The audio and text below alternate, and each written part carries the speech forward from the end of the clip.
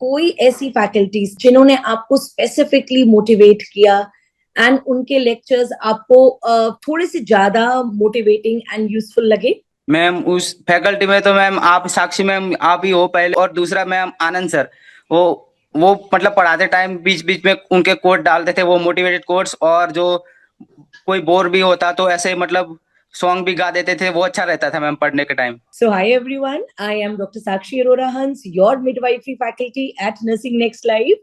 And it gives me immense pleasure and pride to introduce you to our student, our bacha, Karan Singh Thakur, who has attained a rank of 133 in NORCET 8.0. Congratulations, Karan. कैसा feel हो रहा है बेटा? Thank you so much ma'am, बहुत अच्छा लग रहा है मैम। बट करण, मतलब आपसे ज्यादा खुशी आई एम श्योर आपके पेरेंट्स को होगी, आपके मम्मा पापा घर में सबको होगी। तो बताओ घर में पहले कौन कौन है और थोड़ा सा अपने बारे में बताओ। घर में मैम मम्मी पापा है और बहन और भाई है, और अच्छा, बड़े पापा के बड़े, हम जॉइंट फैमिली में रहते हैं मैम। तो ओके। आप कहाँ को बिलोंग करते हो करण? गुजरात से मैम। गुजरात से। एंड करण, आपने कौन से कॉलेज से अपना अंडर ग्रेजुएशन किया? मैम मैंने नर्सिंग नर्सिंग एजुकेशन मेरी हुई government college of nursing Siddhpur से मैम। ओके। तो करण, घर में सबको कैसा फील हुआ जब आपने नॉर्सेट 8.0 में बताया कि मैंने केवल क्रैक नहीं किया, मैंने तो स्मैश कर दिया 133 रैंक से? मैम जैसे मतलब रिजल्ट आया तो मुझे लग नहीं रहा था कि इतना रैंक आ सकता है, मैं एकदम से चुप हो गया था। फिर मैंने दूसरी बार साइट पे जाके पीडीएफ डाउनलोड की, उसके हाँ। बाद मैंने देखा अब कि सही है, रिजल्ट आ गया है, यही है। उसके बाद मैंने घर पे कॉल किया था मैम, तो घर पे जैसे बताया बहन को, तो वो ऐसे ही खुश हो मतलब गए। एकदम से शॉकिंग लगा कि ये मेरा रैंक है। हाँ वाओ, मैम। वंडरफुल।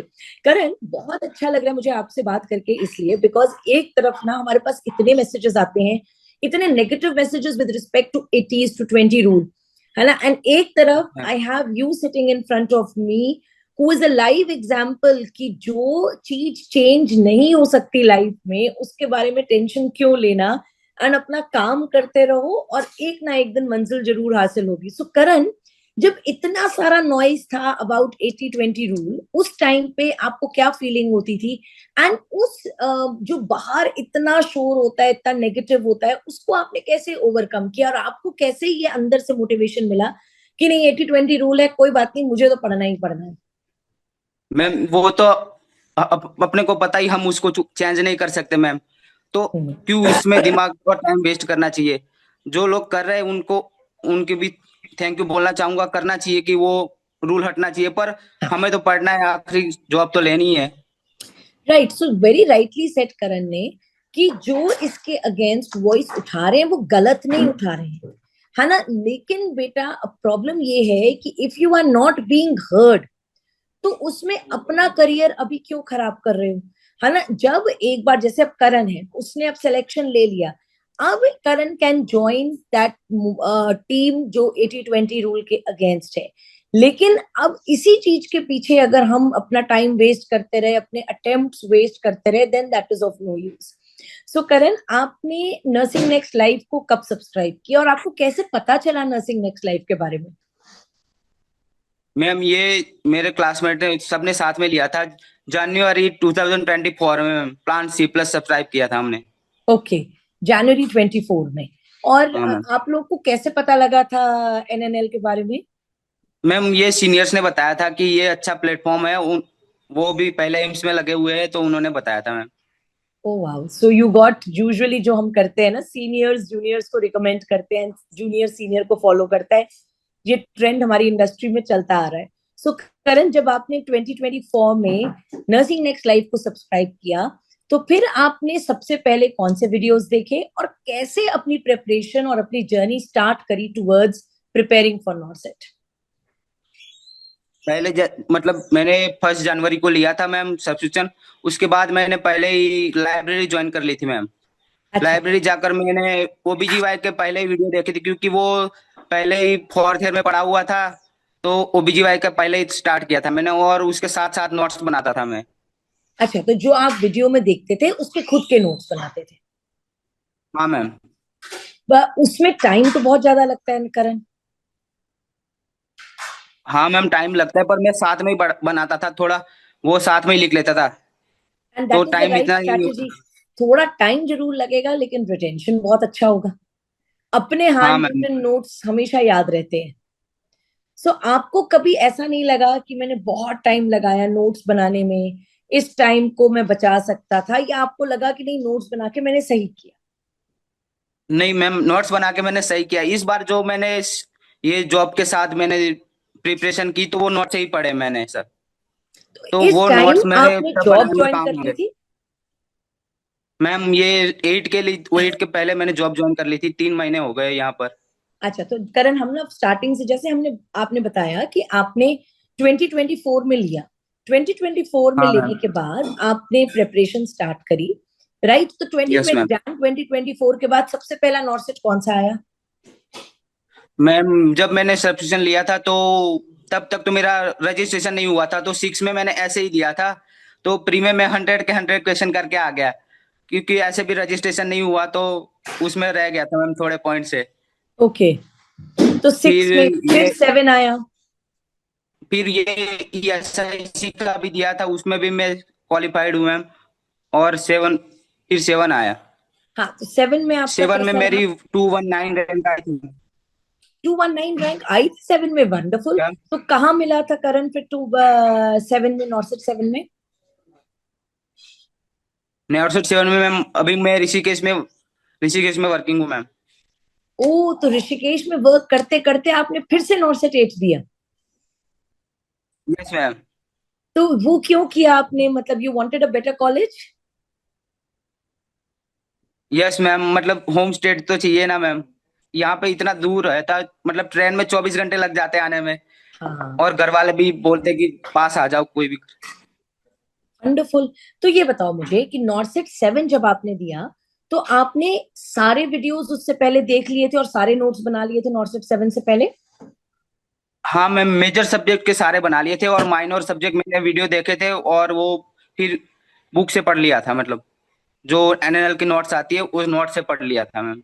अच्छा, मतलब मेजर सब्जेक्ट्स के, तो अगर मैं बोलूं मेजर सब्जेक्ट्स यानी कि आपने community health nursing, MSN, FON, midwifery, pediatric health nursing, child health nursing, इन 5 के बनाए थे नोट्स, या हाँ और मैम, कोई भी था? और फार्मेकोलॉजी मैम। अच्छा, फार्मा के आपने नोट्स बनाए। बाकी जो सारे सब्जेक्ट्स हैं आपने वो जो NNL के रिवीजन वीडियो नोट्स है आपने उससे देख लिया था। तो करण बेटा, बस मुझे बताओ कि नॉर्सेट 7 से पहले आप कितनी बार अपने नोट्स को रिवाइज कर पाए थे? नॉर्सेट 7 से पहले तो मैम मैंने 3-4 बार हो गए होगी नोट्स रिवाइज, क्योंकि मैं थोड़ा ही शॉर्ट लिखता था, और वो ही जल्दी, टाइम वेस्ट नहीं होता था उससे, और ज्यादा रिवीजन हो जाता था फिर। यस, ये अपने नोट्स बनाने का एक बड़ा एडवांटेज होता है। अच्छा करण, लाइक यू सेड कि जब आपने 2024 में लिया उस समय तक तो आपका रजिस्ट्रेशन नहीं हुआ था, तो क्या आपको जो नॉर्सेट नहीं के मैम। वीडियो एंड नोट्स हैं उन्होंने आपको अपने अंडर ग्रेजुएट लेवल पे भी हेल्प किया, और कौन सा ऐसा सब्जेक्ट था जिसके नोट्स ने आपको अपना BSc नर्सिंग पास करने में भी हेल्प किया? मैम वो तो पहले ही, मतलब पासिंग तो मतलब एग्जाम हो गई थी, उसके बाद लिया था मैंने अच्छा अच्छा, मैम ये एग्जाम हो सब्सक्रिप्शन गया तो। था उसके बाद लिया था। तो क्या अब आप हाँ, अपने यूनिवर्सिटी जूनियर्स को, एग्जाम हो गया था उसके बाद लिया। जैसे आपके सीनियर्स ने आपको एडवाइस किया, आप अपने जूनियर्स को कब एडवाइस करोगे, कौन से ईयर में उन्हें NNL लेना चाहिए? मैम वो तो उन्होंने ले ही लिया था 3rd ईयर में ही, मतलब वो पढ़ रहे थे 3rd ईयर से ही। अच्छा, आपके जूनियर्स ने ऑलरेडी लेके रखा हुआ है 3rd ईयर से NNL? हाँ। हाँ मैम। वंडरफुल। अच्छा, सो करण ये बताओ कि अदर देन प्लान सी, हमारा फास्ट ट्रैक रिवीजन होता है, हमारे टेस्ट होते हैं, सुपर 50 टेस्ट होते हैं, है ना? तो इन सब का क्या रोल था? क्या आपने फास्ट ट्रैक रिवीजन अटेंड किया था? क्या आपने सुपर 50 दिए थे टेस्ट? यस मैम, मैंने फास्टैग तो 7 के टाइम देखे थे, क्योंकि 8 में तो मैं नहीं देख पाया, क्योंकि प्लान एक्सपायर हो गया था। 7 में मैंने फास्टैग देखे, उसमें मैंने नोट्स भी बनाए थे वो फास्टैग के, अच्छा, मतलब फास्ट तो ट्रैक वो में अभी भी काम आ नोट्स गए बनाए? मेरे 8 के लिए। हाँ मैम, उसके भी मतलब नोट्स बनाए थे, जो रिवीजन के लिए, क्विक रिवीजन के लिए वही बनाया था मैंने। तो फास्ट ट्रैक वीडियोस कैसे लगे क्विक रिवीजन के लिए करण? मैम वो एकदम सही है, क्योंकि एक इतने टाइम में कम तो हम रिवीजन अच्छे से नहीं कर पाते, पर वो वीडियोस देखने के बाद जल्दी जल्दी नोट्स भी पढ़ लेते हैं और रिवीजन अच्छा होता है मैम उससे। और आपने सुपर 50 टेस्ट दिए बेटा? हाँ मैम, सुपर 50 टेस्ट मैंने मतलब सारे दिए थे, और उसके जो मतलब ऐसे बोलूँ तो नॉट सेट से टपर ये टेस्ट आते हैं मैम। नॉट नॉट से तो टफ, थोड़ा सा हम लेवल बनाते हैं इसका टफ। हाँ, लेवल वाले टेस्ट होते हैं मैम। हाँ, थोड़ा पहले सा मतलब लेवल। मार्क्स कम आते थे, फिर थोड़ी प्रैक्टिस हुई, उसके बाद अच्छे मार्क्स आने लगे मैम। अच्छा, तो पहले जब कम आते थे तो कितने आते थे, और जब अच्छे आने लगे तो कितने आने लगे करण? मैम कम तो मतलब 50% बन जाते थे, 45-50%। और ठीक है। थोड़े मतलब इम्प्रूवमेंट हुआ तो 65-70 तक आ गए मैम। तो बेटा, बहुत सारे ऐसे बच्चे होते हैं जो कहते हैं कि मैम क्योंकि एनएनएल के टेस्ट टफ होते हैं हमारे को, क्योंकि मार्क्स पहले कम आते हैं, हम डिमोटिवेट हो जाते हैं और हम टेस्ट करना छोड़ देते हैं। तो ऐसी सिचुएशन में आपने क्या किया? क्या आपने टेस्ट, मतलब क्या था वो कि आप टेस्ट देते रहे? आपको नहीं लगा कि आप टेस्ट छोड़ दो? नहीं मैम, मतलब वो रेशनल बहुत हेल्पफुल थे। मैं जो टेस्ट देने के बाद खुद को एनालाइज करता था कि क्या गलती की मैंने, और जो गलत किया वो लिख लेता था मैम। फिर वंडरफुल, ये फिर से बहुत वो। सही बात है बेटा। यही चीज अगर हर जना फॉलो करे ना, कि टेस्ट देना इंपॉर्टेंट नहीं है, टेस्ट के बाद एनालाइज करना इंपॉर्टेंट है, और जो पॉइंट उस टेस्ट में एक्स्ट्रा आए हैं उनको अपने नोट्स में ऐड करना जरूरी है। दैट इज वाई करण, हम आपको आज इस रैंक पे देख रहे हैं, because you are so so clear with your thoughts. Karan, कितने इंटरवल्स पे आप टेस्ट देते थे और कब से शुरू करे टेस्ट देना?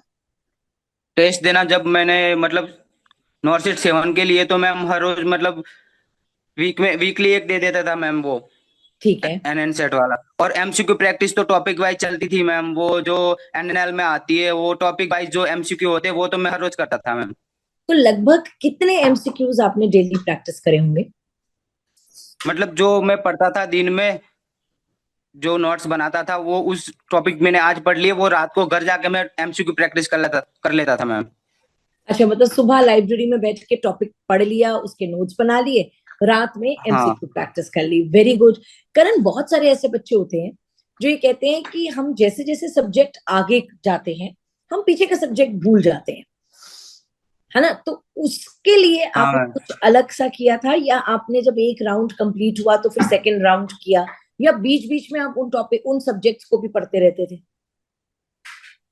मैम मेरा ये था कि मतलब मैं जो सुबह पढ़ता था ना, तो शाम को लाइब्रेरी से आने से पहले वो जो पूरे दिन पढ़ा वो रिवीजन कर लेता था, और दूसरे दिन जाके भी रिवीजन करता था। मैं वही देख लेता था एक बार कि क्या क्या पढ़ा था कल, और वीकेंड पे जो पूरे वीक में पढ़ा वो वीकेंड पे देख लेता था ma'am. This is such a good strategy. And I don't know, आपको मालूम है कि नहीं मालूम है, this is a proven strategy for success. कि आपने जो सुबह पढ़ा है, आप पूरे जो अर्ली मॉर्निंग पढ़ा है उसको रात में सोने से पहले रिवाइज करके सो, अगले दिन स्टार्ट करने से पहले आप उसको फिर से रिवाइज करो, एंड देन वीक में जो पढ़ा है उसको रिवाइज करो। एंड एग्जैक्टली सेम मॉडल हम एनएनएल अकेडमी में भी फॉलो करते हैं। एनएनएल अकेडमी में जो आज पढ़ाया गया है, पहले कल उसका टेस्ट होगा, फिर उसके बाद स्टूडेंट उसको मतलब अगला टॉपिक पढ़ेगा। So you did this, and very very good बेटा। This is something which every one should learn from you. बेटा, आपने यस मैम। नॉर्सेट का मॉक टेस्ट दिया था, जो हमारे नेशनल मॉक टेस्ट होते हैं? यस मैम, नॉर्सेट 8 के लिए मैंने दिया था, पर नॉर्सेट उसमें 8 में मेरी कितनी कुछ रैंक आई थी? 119 थी मैम कुछ। सो इमेजिन करण, नॉर्सेट के मॉक टेस्ट में 119 रैंक आई। हाँ, एंड ओरिजिनल में 133। This is so closely simulating. कितना यस मैम। क्लोज रैंक आया है, ऐसा लग रहा है कि वही वाला रैंक रिपीट हो गया। तो अच्छा करण, अब ना जो अलग, जो सेकंड टाइप की प्रॉब्लम्स आती हैं बच्चों को, जो लोग जॉब कर रहे होते हैं, है ना, वो कहते हैं हमें टाइम नहीं मिलता। तो जॉब करते हुए, वो भी एम्स ऋषिकेश जैसी जगह पे, आप एक दिन में कितना टाइम निकाल सकते थे रिवाइज करने के लिए? मतलब मैम टाइम तो अपने पर डिपेंड करता है कि कितना टाइम निकल सकता है। जैसे मैं सुबह जल्दी उठ जाता था मैम, तो 2 घंटे सुबह पढ़ लेता था मैम। सुबह कितनी जल्दी उठते हो करण? सुबह मैम 5 बजे उठ जाता था मैं। और ये ना मैं सब व्यूअर्स को बताना चाहूंगी कि ये वाला जो हम इंटरव्यू रिकॉर्ड कर रहे हैं ये 6:30 से करण आया हुआ है, और हम ये इंटरव्यू 6:30 पे रिवाइज कर रहे हैं इन द मॉर्निंग, क्योंकि करण ने अपनी जॉब पे जाना है and he is so dedicated कि सुबह 6:30 बजे उठ के वो इंटरव्यू दे रहा है। तो आई कैन अंडरस्टैंड कि कितनी डेडिकेशन होगी अपनी पढ़ाई के लिए। तो 5 बजे सुबह उठ गए तो 5 o'clock to 7:30 तक पहले पढ़ लिया, है ना। हाँ फिर मैम। 2 घंटे सुबह हो गए, फिर शाम को आके मतलब जैसे मैं शाम को 5:30 ड्यूटी से आता था, चाय वाय पी, फिर थोड़ा आराम करके खाना वाना खा के रात को मतलब 2 घंटे पढ़ लेता था मैं। तो मतलब दिन के 4 साढ़े 4 घंटे निकल आते थे। हाँ मैम। तो क्या लास्ट में आपने कुछ दिन अपने वहां से ब्रेक लिया? कैसे किया करण जॉब के साथ, और कितनी नहीं बार मैम। रिवाइज कर पाए? मतलब नॉर्सेट 7 छोड़ दो, 7 और 8 यस के मैम। बीच में जब जॉब कर रहे थे तो अपने नोट्स को कितनी बार पढ़ पाए? ज्वाइनिंग से पहले मैम मैंने एक बार रिवीजन कर, जैसे नॉर्सेट 7 का रिजल्ट आया उसके बाद मैंने पढ़ना छोड़ा नहीं था मैम। तो अच्छा। उस उस टाइम मैंने वो थोड़ा रिवीजन कर लिया था एक बार, और यहाँ आके 2 बार मैंने रिवीजन कर लिया मैम। सोचो बच्चों, जब रिजल्ट आता है और आपकी रैंक आती है, उसके बाद आप कहते हो कि बस अब इसके बाद हम नहीं पढ़ सकते। और यहाँ पे हमारे पास करण है, लाइव एग्जाम्पल, जिसने रैंक आने के बाद भी पढ़ना नहीं छोड़ा, क्योंकि उसको लगा कि अभी उसको एक अटेम्प्ट और देना है और उसको घर के पास पहुंचना है।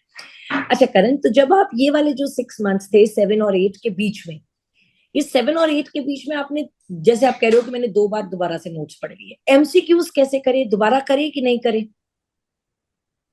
एमसीक्यूज तो मैंने मैम ये दूसरे प्लेटफॉर्म से भी किए थे, एनएनएल से भी। एनएनएल के मैंने टेस्ट दिए थे, वो मतलब फिर से रिवीजन टेस्ट किए, और टारगेट हाई बुक से मैंने किए थे मैंने। नहीं, बट कर पा, देखो मतलब मेरा क्वेश्चन है कहीं से भी करें कि जब यस आप मैम। अपनी नर्सिंग की जॉब भी कर रहे हो, साथ में प्रिपेयर कर रहे हो, तो उस टाइम पे टाइम इतना लिमिटेड होता है। तो उस लिमिटेड टाइम, जैसे आपने कहा 4 साढ़े 4 घंटे पढ़ते थे, उस 4 साढ़े 4 घंटे में कुछ ऐसा आपने टाइम टेबल बना रखा था कि 2 घंटे मैं नोट्स पढ़ूंगा, 2 घंटे एमसीक्यू करूंगा, कुछ ऐसा कर रखा था?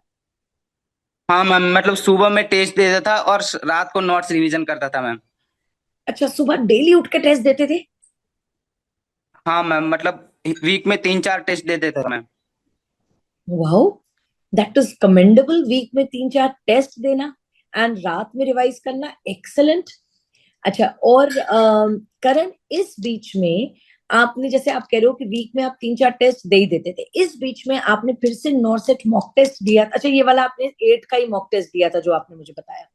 आपने दोबारा 8 से वाला ही फास्ट मैम। ट्रैक नहीं करा, आपने फास्ट ट्रैक दोबारा नहीं करा, आपके जो प्रीवियस नोट्स थे आपने उन्हीं को रिवाइज किया। सो इफ आई हाँ मैम अंडरस्टैंड, वही। तो अब अगर मैं सही से समझ पा रही हूँ, सारे कंटेंट के लिए आपने हमेशा एनएनएल पे बिलीव किया, एंड आपने एमसीक्यूज के लिए कुछ और प्लेटफॉर्म भी यूज किया in addition to NNL. That is what you are saying? Yes ma'am, theory के लिए मेरा सोर्स, प्राइमरी सोर्स तो एनएनएल ही था, और एमसीक्यू प्रैक्टिस के लिए मैंने दूसरे प्लेटफॉर्म से भी किए थे मैम। अच्छा, टेस्ट तो मेरे दिए को थे एक मैंने। चीज और बताओ करण बेटा, कि आपके एनएनएल से पढ़ने के बाद जब आपने नॉर्सेट दिया, तो आपको नॉर्सेट देते टाइम क्या जो आपने सीखा, कॉन्सेप्ट सीखे, वो काम आए, या आपको लगा कि बहुत ज्यादा पढ़ाया गया है? नहीं मैम, इतना जो मतलब हमें पढ़ना तो है ही, क्योंकि एग्जाम का लेवल टफ हो जाता होता होता जा रहा है अभी। और उस कॉन्सेप्ट जो पढ़ाए हुए वो ऐसे ही काम आते हैं, मतलब दिमाग में ऐसे छप जाते हैं कि वहाँ क्वेश्चन देखा और हमें पता चल जाता है कि यहाँ से क्वेश्चन आया हुआ है। नोट्स में ऐसा लिखा होता है, तो नोट्स देख ऐसे ही माइंड में आ जाते हैं कि नोट्स हमने ये लिखा हुआ है। अब इस बार जब आपने नॉर्सेट दिया, कितने क्वेश्चंस अटेम्प्ट करे थे बेटा? इस बार मैंने मैम ज्यादा ही, मतलब 157 अटेम्प्ट किए थे मैंने। 157, एंड लगभग कितने करेक्ट हुए होंगे? करेक्ट मेरे 119 करेक्ट हो गए मैम। 119 करेक्ट हुए। जब आप एग्जामिनेशन हॉल से निकले तो आपको कॉन्फिडेंस था कि आपकी ये रैंक आ जाएगी, या आप इस बार पेपर अच्छा हुआ, सिलेक्शन हो जाएगा? मतलब रैंक आ जाएगी इतना कॉन्फिडेंस था, पर मैम होम स्टेट मिलेगा इतना कॉन्फिडेंस नहीं था, क्योंकि सीट भी कम थी 80-20 की वजह से वहाँ। और तो मतलब इतना कॉन्फिडेंस, रैंक आएगा इतना पता था मैम, तो अच्छा रैंक आएगा ऐसा। वंडरफुल। सो करण, नाउ टेल मी, क्योंकि आपने सारे वीडियोस देखे हैं, क्या कोई ऐसी फैकल्टीज थी, आई एम श्योर आपको सब फैकल्टीज अच्छी लगी होंगी, बट एनी वन और टू फैकल्टीज जिन्होंने आपको स्पेसिफिकली मोटिवेट किया एंड उनके लेक्चर्स आपको थोड़े से ज्यादा मोटिवेटिंग एंड यूजफुल लगे? मैम उस फैकल्टी में तो मैम आप साक्षी मैम आप ही हो पहले, देखो और मैं दूसरा तो मैम इंटरव्यू ले रही जो, हूँ तो इसका मतलब ये नहीं है नहीं नहीं ऐसा नहीं है you have ma'am. To name me. OBGY, OBGY मेरा फेवरेट सब्जेक्ट है, मतलब वो सारे कॉन्सेप्ट क्लियर। और दूसरा मैम आनंद सर, वो वो मतलब पढ़ाते टाइम बीच बीच में उनके कोट डालते थे, वो मोटिवेटेड कोट्स, और जो कोई बोर भी होता तो ऐसे मतलब सॉन्ग भी गा देते थे, वो अच्छा रहता था मैम पढ़ने के time. Right. So Anand sir, I know उनका टीचिंग तो अच्छी है ही है, he is a very good teacher, mentor, motivator and entertainer. Okay, so Karan, any advice जो आप अपने जूनियर्स को देना चाहोगे, those who are going to appear for NORCET 9? Yes ma'am. बता। एडवाइस में तो मतलब मैं बोलना चाहूंगा कि स्टे डिसिप्लिन और स्टे फोकस मैम। बस फोकस रखना चाहिए अपने को, बस गोल यही है कि नॉर्सेट क्रैक करना है। और दूसरी एडवाइस ये देना चाहूंगा मैम कि अपने को जो जो अपने क्लासमेट है जो नॉर्सेट की प्रिपरेशन कर रहे हैं उनके टच में रहना चाहिए, अच्छा सर्कल बनाना चाहिए जो मोटिवेटेड हो और डिसिप्लिन हो। ऐसा नहीं कि नेगेटिव लोगों का सर्कल बना के रखा है, फिर नेगेटिव वाइब्स आएगी ग्रुप में। इससे बहुत अच्छा तो अच्छी मतलब बात कही, पॉजिटिव लोगों के साथ रहो। बहुत अच्छी बात कही है Karan. Peer group matters a lot. अगर आप लाइक माइंडेड लोगों के साथ हो तो आपको, आप मोटिवेटेड होते हो और अच्छा करने के लिए। बट अगर आप नेगेटिव लोगों के साथ हो तो वो ना खुद पॉजिटिव होंगे, ना खुद पढ़ेंगे, और ना आपको लाइफ में कभी आगे बढ़ने देंगे। So your peer group matters a lot बच्चों। Be very very careful about whom you choose as your study partner. It really matters a lot. And with talking to you Karan, I can see कि आप इतने motivated, इतने disciplined बच्चे हो कि you are going to do so well in your life. All the best for your thank you ma'am. future from the entire team of NNL, and actually so proud of you. Take care. Lots of love. Thank you so much ma'am.